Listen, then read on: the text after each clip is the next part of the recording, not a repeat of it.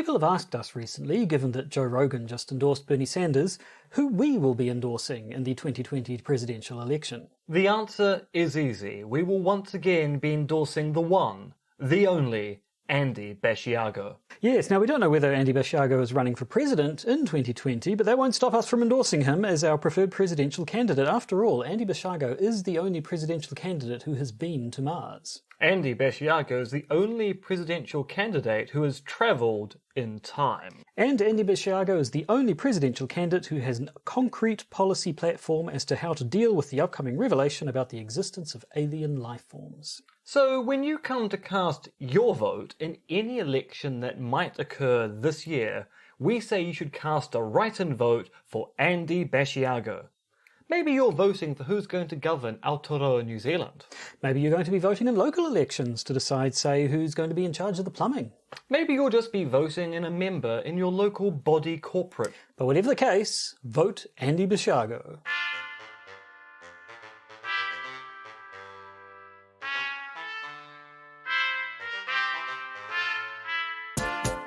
Podcaster's Guide to the Conspiracy, brought to you today by Josh Addison and Dr. M. Dentith.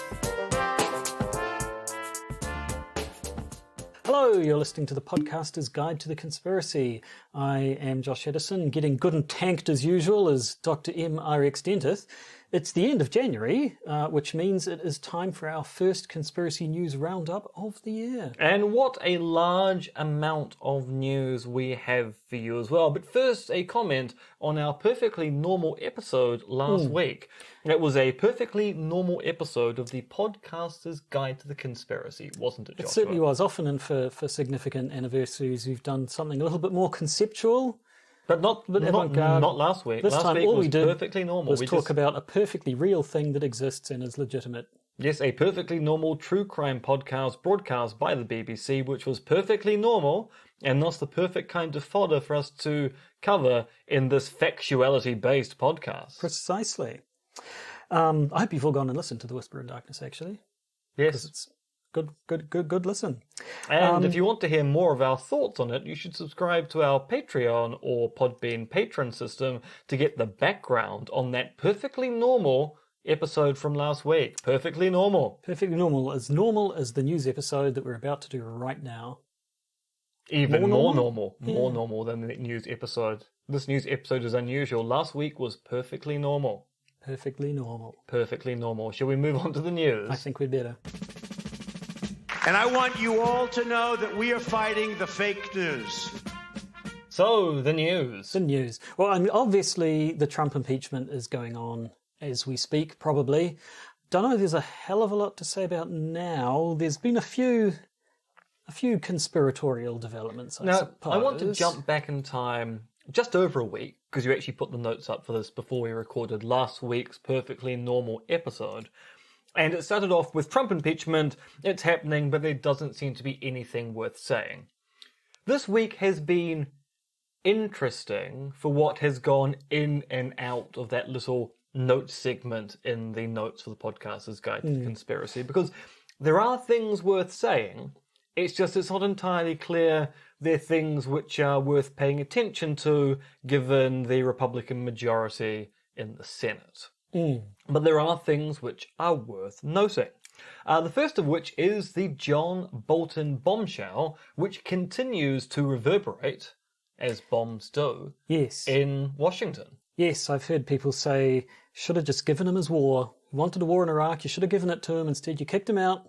And now he's, if only they'd thrown the US Not only did into they a kick war him in out, Iraq. they then angered Iran after they got rid of Bolton. Because They Bolton missed all would the have fun. taken a war in Iran probably would have. in lieu of a war in Iraq. In fact, I wouldn't be surprised if he thinks they're the same country, just one of them is misspelt by foreign policy analysts. Yeah, so his book hasn't been released, has it? It's just been like transcripts. So excerpts have been released, all the full text. It's not entirely clear to the New York Times.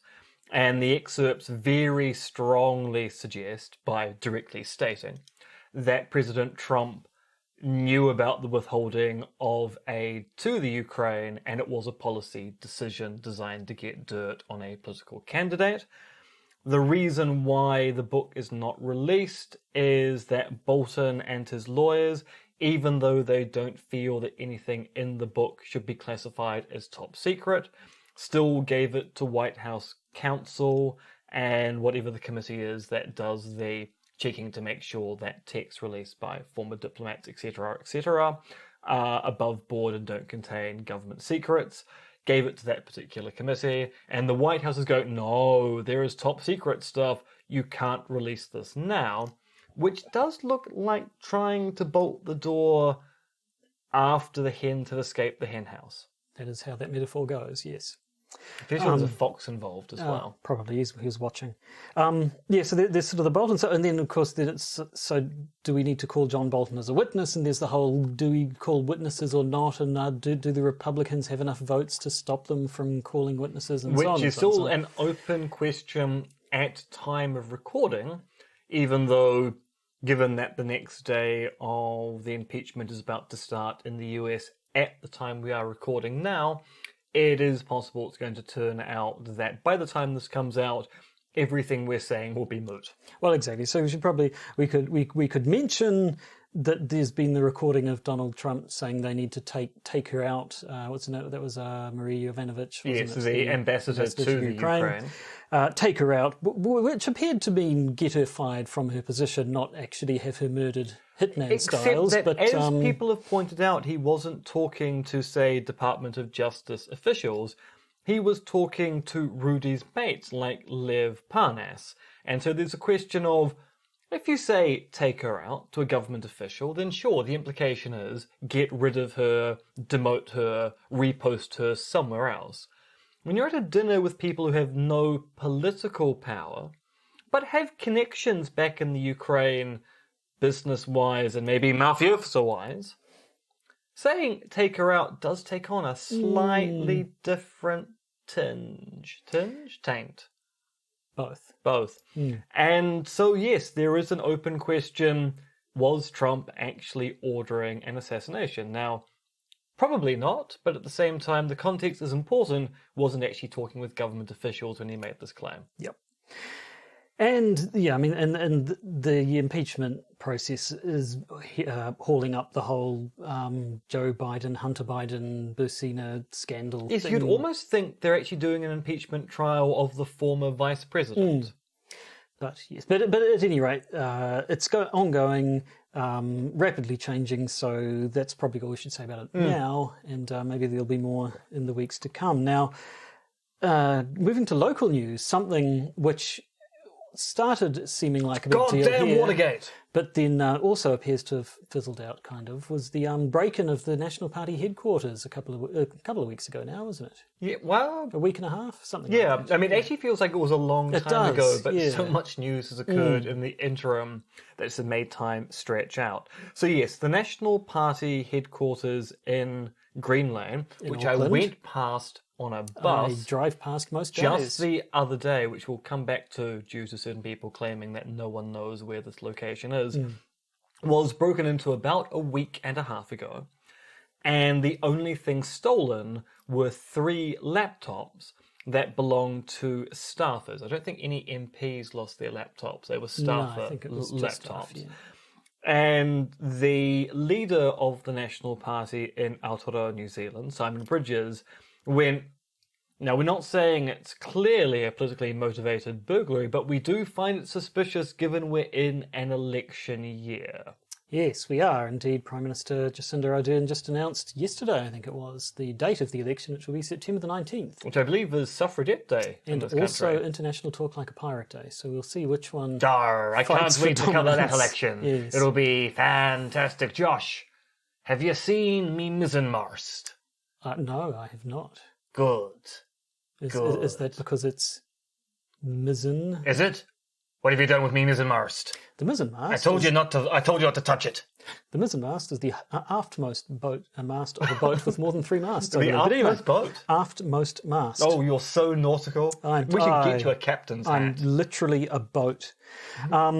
So yes, at any rate, there were a lot of dark suggestions. That I find it's suspicious that this happened in an election year, but the more has come out about it, the less it sounds like a politically motivated job, and the more it sounds like a common common burglary. Yes, because the business beside the National Party headquarters was robbed in exactly the same way several weeks ago. And what did they take? The laptops. Now, it's one of the things they'd said was, it's particularly suspicious that they only took the laptops, not other valuable things that happened to be in the office. There are apparently some very valuable bottles of wine, for instance, that weren't taken. But I think, from what I've heard of the details of burglaries and so on, laptops are pretty much one of the number one things. They're portable. They're good value for money. Basically, they're expensive and yet small enough to carry away, unlike a bottle of wine, which is probably harder to get rid of and a bit more. Yeah, there's virtually no resale value for wine on the black market. And that assumes you actually know an expensive bottle of wine from a cheap one. A cheap bottle of wine is worth the same as an expensive bottle of wine if you're simply flogging off stuff you've taken from an office or a house. Also, laptops are actually valuable. So it's quite common for people to leave the wine behind. And as you point out, unless you've got one of those apps that goes, oh, that's a really... You'll go, yeah, that's just wine. It's just wine. Now, it's possible these particular laptops, I think, were fairly heavily encrypted since they did have... Although they were meant to have been locked away and they hadn't been. So one might suspect that maybe the passwords might be a little easy to guess. But yes, and another claim was that it seemed a little bit suspicious. They made it sound like they'd sort of gone out of their way to target the National Party headquarters specifically, suggesting that, unless you knew to go looking for it, you wouldn't know it was there. But I've seen the hoardings. It's on a major bus route. And it does have big... Well, actually, to be honest, I didn't know it was the National Party headquarters because it's also the office of one of their MPs. I'd seen the MP signs. You can't miss those at all. No. So there'd certainly be... There's no way of not knowing that it's a National Party office. But what's particularly interesting, if you're concerned this is a politically motivated event, was that about 3 weeks ago, one of the white nationalist groups in this country plastered the billboards outside that particular office with claims that the National Party is also a leftist plot to take over the country. So you might go, if it's politically motivated, you've already got a group which has targeted the office once before, which are to the right and not to the left. So surely you'd be wanting to poke your finger or point your finger, wave your finger, however much you care, at the party which has already done deliberate attacks on that building, rather than intimate, as Simon Bridges and other political commentators on the right have in this country, that it's a leftist plot being orchestrated by Jacinda Ardern. Yes, so it doesn't seem particularly solid, I think, those particular claims of conspiracy. Actually, one thing, I don't think we even put it down in the notes, did we? But the Serious Fraud Office, sticking to local news, has just... that's also details are scant at the moment, but certain National Party members, or I can't remember exactly how they've been identified. But... No, because the party's not being sued, nor are senior MPs. But it turns out that at least some people associated with the National Party are going to be prosecuted for fraud, particularly what appears to be money laundering to the party. Yes, so again, yet another thing that has come up and is quite low on details at the moment. So which is probably why we haven't actually because it'll be bigger news next week once they sort out the name suppression. Yes, so once again, watch this space. Where should we go next? Should we go to Saudi Arabia? Should we go to space? Should we go somewhere else entirely? Let's do something a little bit, let's say, frisky. But we can do that when the cameras are off. Let's do something a little bit frivolous and talk about Star Trek. Josh, have you watched the first episode of Star Trek Picard? I have. I quite liked it, actually. I did too, actually. Not a massive Star Trek fan, but I did I like kind that of felt one. it was doing something interesting with the franchise. Yeah. And I'm looking forward to where it's going. Did you notice the Starfleet logo in the background of some of those shots? No, but I do know what it looks like, more or less. Because if you've seen the Starfleet logo, you've seen the new Space Force logo. Yes, people have been having a lot of fun putting with side-by-side comparisons of the logo for Donald Trump's new Space Force and the logo for the Federation of Planets in Star Trek. They do look very similar. You've sort of got an arrowhead type shape in the middle with a circle around it and sort of an orbity kind of ring around the arrowhead thing. They are very similar to those. People have pointed out it may be less, the route from one to the other might be more circuitous than possibly it appears. But what's important, and we've mentioned this on the podcast before, there is a group of people, mostly actually associated with our preferred presidential candidate, Andy Basiago, who believe that Gene Roddenberry based Star Trek and Starfleet on a secretive military space program that he was privy to. Which means that maybe it's not that the Space Force logo cribs the design elements of the Starfleet logo. It might be the Starfleet logo cribbed design elements of the original Space Force logo that the new Space Force logo is based upon. And the thing is, it turns out there was actually an old Space Force logo. Donald Trump didn't invent the idea of a Space Force from whole cloth. It has been sort of looked at as part of the Air Force or something in the past. And there was a Space Force logo, which it did have the same sort of writing in a ring and something in the middle. And the new one looks kind of like the old Space Force logo plus the NASA logo kind of jammed together, which ends up looking like the Federation of Planets logo. So, it's entirely possible that it wasn't arrived at by someone simply putting a piece of tracing paper over the Star Trek one and coming up with the new Space Force one. Although, given the way the Trump presidency works, that's also... Couldn't rule it out. Yeah, precisely. Yep. Let's talk about AIs. AI, now...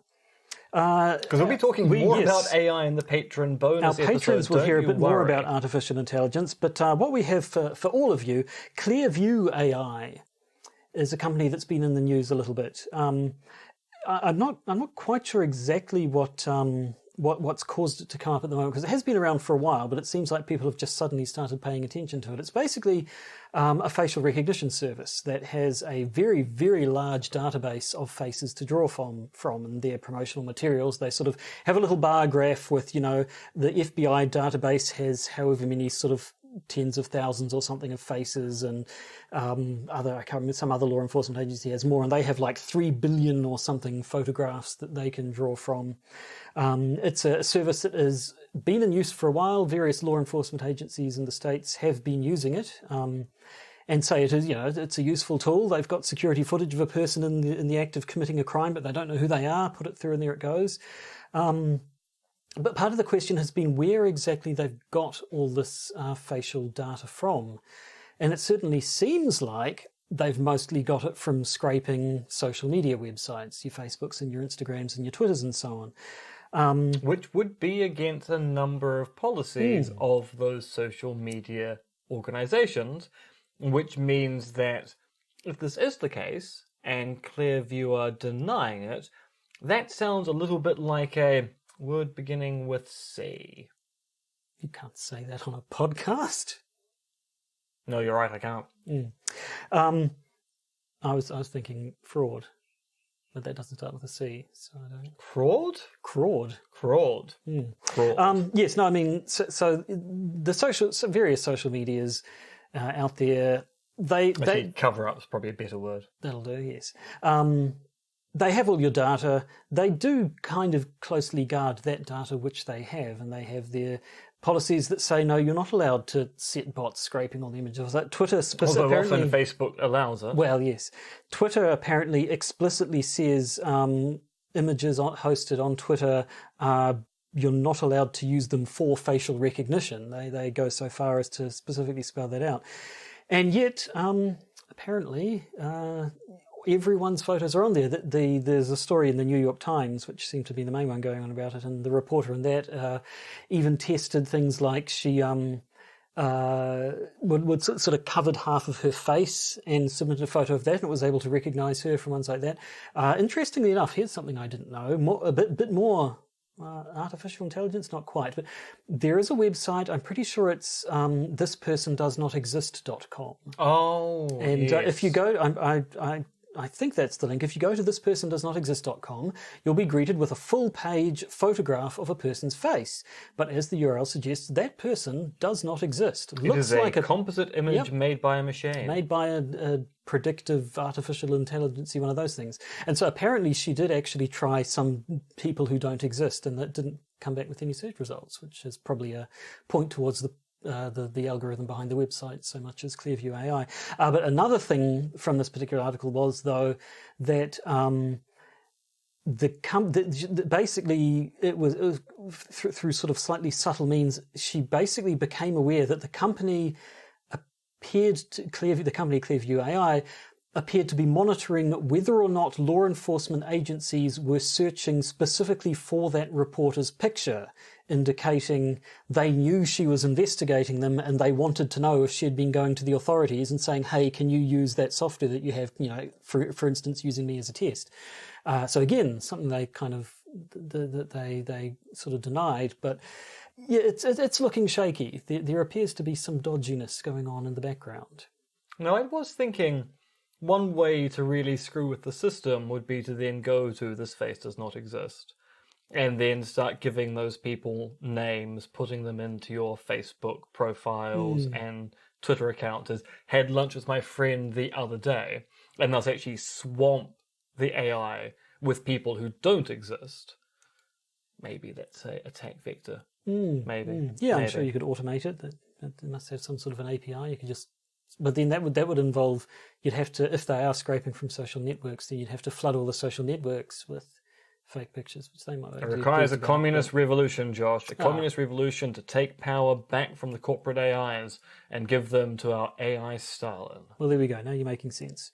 Now, speaking of Stalin, a person who's nothing like Stalin whatsoever, Prince Mohammed bin Salman from Saudi Arabia. Salman? Stalin?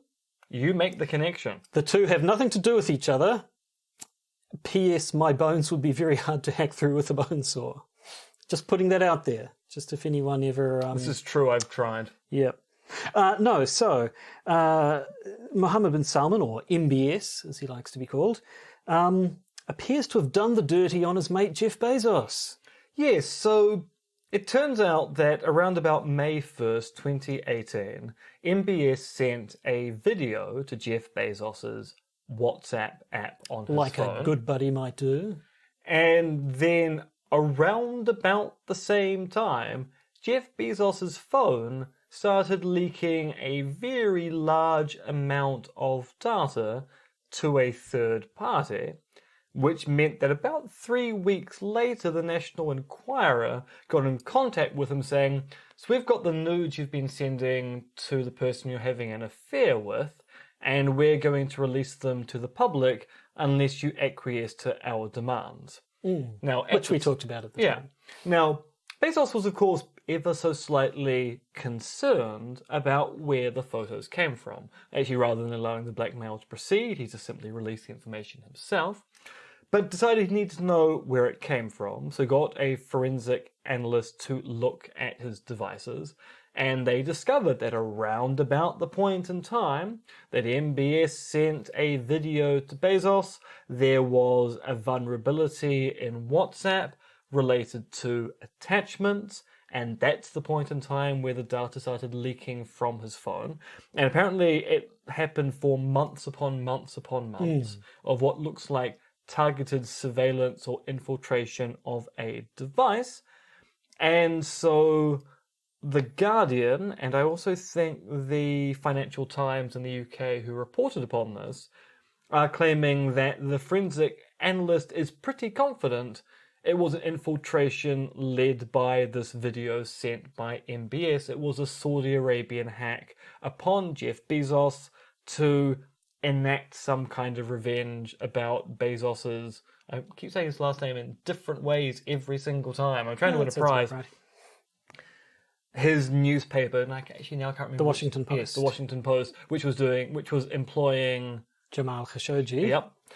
As a kind of retribution to that, Saudi Arabia has, of course, denied any of this. Indeed, and yes, the National Enquirer has said that they got Jeff Bezos's embarrassing photos via the brother of the woman he was having an affair with, suggesting he's got hold of his sister's phone or something. Which is a plausible Which is way, entirely yeah. possible, yeah. So it could be coincidence. It could be that, Saudi Arabia probably, you would imagine, would be more likely to just keep secretly tapping his phone for as long as they could, rather than immediately start sort of putting out embarrassing blackmail fodder or anything like that. So I could believe that it's coincidence that the two aren't related, and yet it is quite suspicious timing. It is very suspicious timing as well.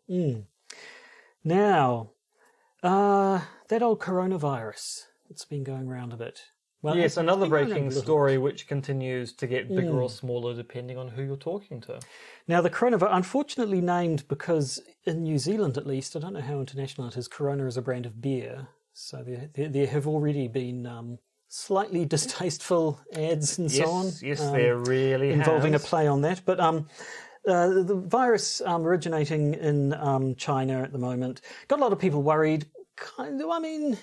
I don't want to say groundlessly. It has infected a bunch of people. People have died, but it's kind of been like SARS and the bird flu before it, none of which turned out to be a global pandemic. But got a lot of people it is worried one to of the those extent things that where, yes, it seems like it's a big issue because the numbers look big, but then you compare it to the Chinese population. or indeed the number of people who die every year from the plain old influenza. Yes, I mean, as people are pointing out, Americans who are getting freaked out about the coronavirus live in a country where people routinely die from diseases that can be easily vaccinated against. The West has a rather interesting view upon Asia, particularly China, while sometimes not actually looking at what goes on in our own backyard. Yes, to the extent that I read today a news article about someone supposedly in Sydney, where there has been no coronavirus outbreak, collapsing from a heart attack and not being given assistance because people were worried they might have been affected by the coronavirus. And the reason why was the heart attack occurred just outside of Sydney's Chinatown. Yes. Yeah. Anyway, but that's just depressing, but it's not overtly conspiratorial. What has been, there's been the usual stuff you get any time a sexy new disease starts making the rounds. Sexy new disease. Talks of... It's a weird way to describe the coronavirus. Popular in terms of news coverage. And As opposed to won a popularity contest. Yes. Yeah. So there's all the usual stuff, the claims that it's actually a biological attack either by China or on China, the various sort of fake cures going around, including, haven't people been saying that you should drink, QAnon people been saying you should drink bleach? Yes. Or something? Members of QAnon have said that drinking bleach is the way to cure yourself of the coronavirus. It's also a way to cure yourself of life itself, so I guess it probably does work. Actually, another Q-related conspiracy theory. The Chinese have engineered the coronavirus fiasco, so it's not real, to distract from the fact that Trump's tariffs against China are finally working. I do not believe that to be the case. Slightly more credible, I guess. There have been claims that China, rather is the opposite, has been downplaying the effects of it, that they've been underreporting the deaths and have been secretly cremating bodies, so that... Now, unfortunately, this is predicated on the fact that China's response to SARS, which was the big issue several years ago, was underreported at the time as the Chinese government and media tried to downplay the seriousness of the first round of infections. So people are going, well, they've done it in the past. Why think the leopard has changed his tights? Yes, no, so I don't think there have been any sort of official accusations, but certain organisations have been saying it. There's also been a screenshot going around, moving to more frivolous grounds again. Which in the video version we'll probably insert somewhere around about here. Yeah? Yeah, that'll do. Of side-by-side... Now, the claim is there's a biological... Now, first, before the first... People have been talking about there is a mysterious lab in the Wuhan province where the coronavirus has originated, possibly has something to do with biotechnologies and so on. And there have been sort of claims that, it's a little bit, apparently it's been identified the outbreak came from a food market of people eating infected animal meat.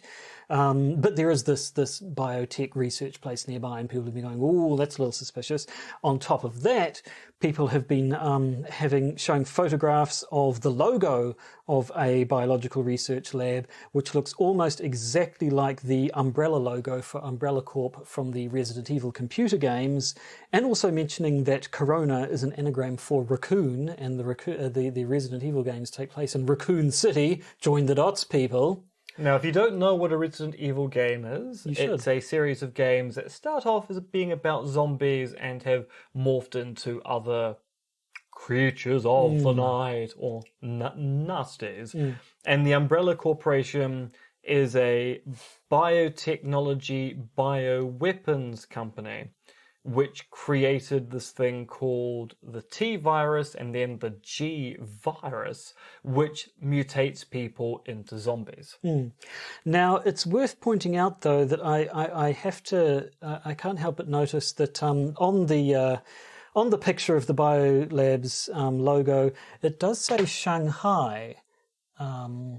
In English, it says Shanghai, which is in quite a different part of China. China's huge. China is very big. Very, very huge. I had reason to look at a map of China just the other day to see where Beijing was compared to Wuhan.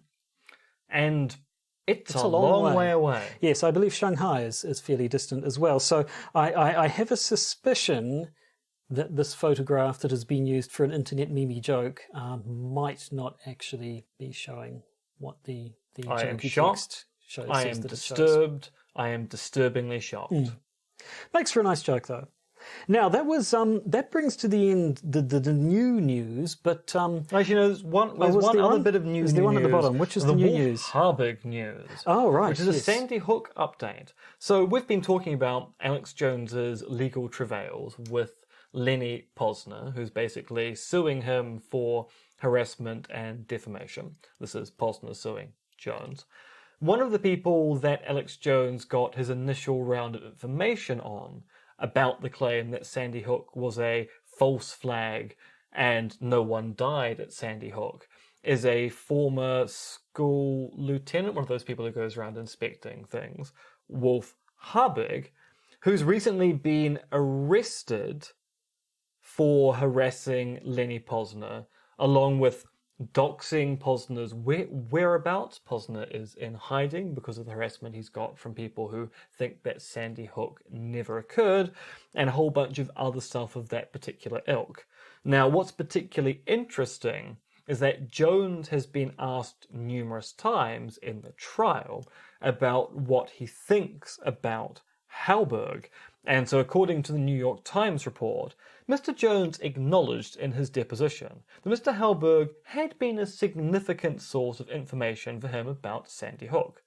Asked by a lawyer for the families if he would agree Mr. Halberg was a raving lunatic, Mr. Jones responded, "He seemed very credible and put together earlier on, but I can't remember the exact number. He seemed to get agitated about 3 years ago."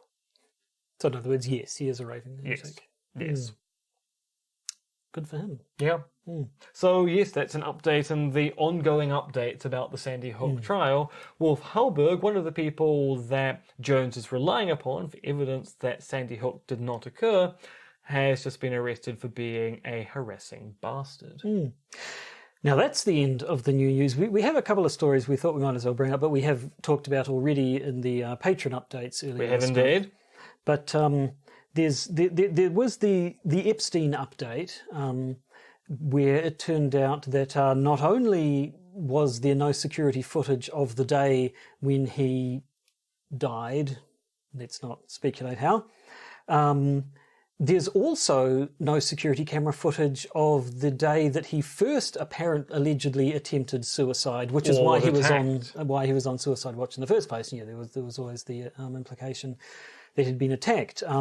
Now, his cellmate at the time, who obviously would have been the prime suspect had he actually been attacked and not attempted suicide, has been attempting to defend himself, and his lawyer was given assurance that the security camera footage would be kept, because I assume, like most places, they don't actually keep security camera footage indefinitely. It'll get recycled at a regular interval.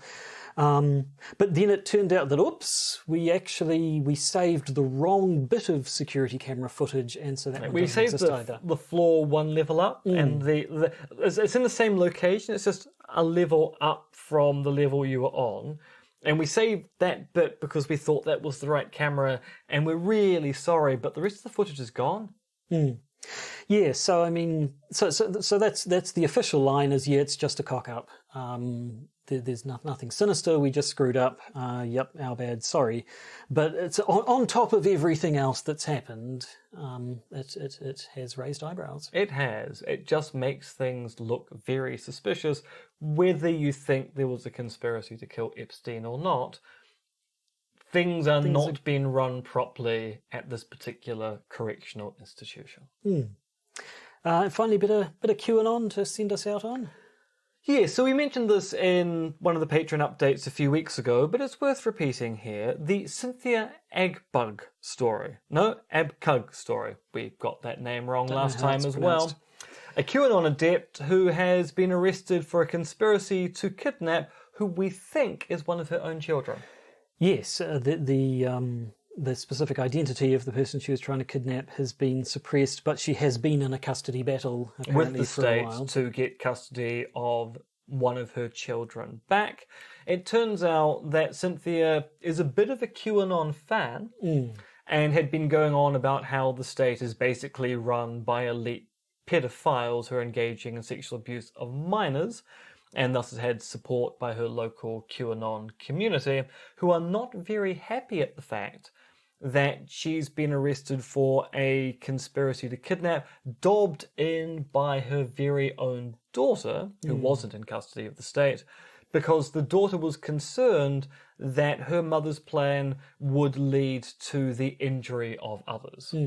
Yes, so you have a woman who appears to have drafted a bunch of fellow QAnon people to carry out this kidnapping under the guise of them fighting against the various evil pedophile deep state people that the QAnon people are opposed to, gets arrested. One of the reactions I saw was implying that this woman was herself a plant who'd been put into the QAnon movement to do something dodgy like this and make them look bad. I assume she still has her supporters who think she's all been horribly set up. And yes, there's an entire community on Reddit which is basically convinced that they've done the dirty on her. And it's the elite pedophiles who are the ones who should be in prison. Which is true, elite pedophiles should be in prison. Yeah. I've got no qualms about that. But the exact identity of these elite pedophiles is probably something that we and the QAnoners would disagree on. I mean, there might be some Could be overlap. crossover, yeah, I'm sure. But anyway. And that's all we have for you in the way of news, I believe. Now, if you're a patron or want to become one to hear the following episode, you'll be about to hear a very interesting story about New Zealand's breakthrough medical AI, Zach. It's a story with twists, it's a story with turns, it's a story which features David Farrier. It is. It's a story I'm pretty sure we have mentioned in the past, but it appears to have come to something involving a conclusion, which is novel for these sorts of news things, which always tend to end up in the air a little bit. Is. So yes, if you'd like to hear about Zach, the medical AI, you could go and read all the articles on the spin-off, I suppose. But if you want to hear us talk about Zach, the medical AI, it's $1 a month at least. You can become one of our patrons. And not only will you get to hear about extra topics that the regular audience don't, you'll be certified as being essentially better than everyone else. And you get to hear the background to our perfectly normal episode last week. Perfectly normal. Perfectly normal. So, it's the end of the episode. It's a stinkingly hot, muggy evening here in Auckland. Ian very cleverly turned up the air conditioning before we started recording, but then we had to turn it off so there wasn't noise in the background. So over the last 40 minutes or so, we've just been slightly sweating My Becoming glasses are moist. I'm starting becoming to fog up. very moist. So I think we better stop recording, turn on the aircon, then turn off the aircon, record the bonus episode. I think that's what we'll do. It's what Mother would want. So until next week, goodbye. Toodly-pip.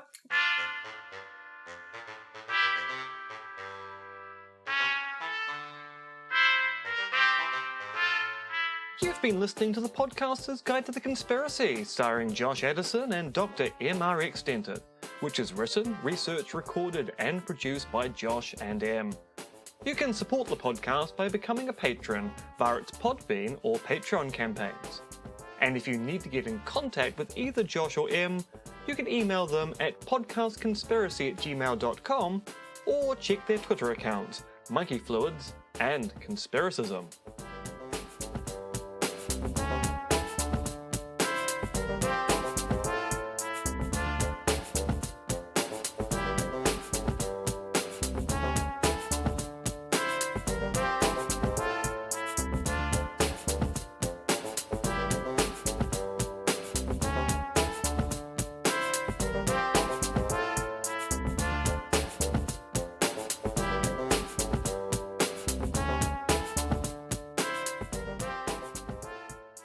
And remember, it's just a step to the left. There's been quite a lot of talk about the Joe Rogan endorsement of Bernie Sanders, given that Joe Rogan has some pretty weird and also toxic political beliefs. He does. He's a bit of a turf. Which is a shame, because he was on news radio, and I refuse to admit that anyone on news radio did anything bad. But if I refuse to admit that Joe Rogan did something bad, then I'd have to imagine that the original janitorial electrician character from the pilot, Ray Romano, was actually in that role. And I just can't stand Ray Romano. No. I do not understand why people think he's funny. No. Because he's not. If you have to title your show Everybody Loves Raymond, you're trying too hard.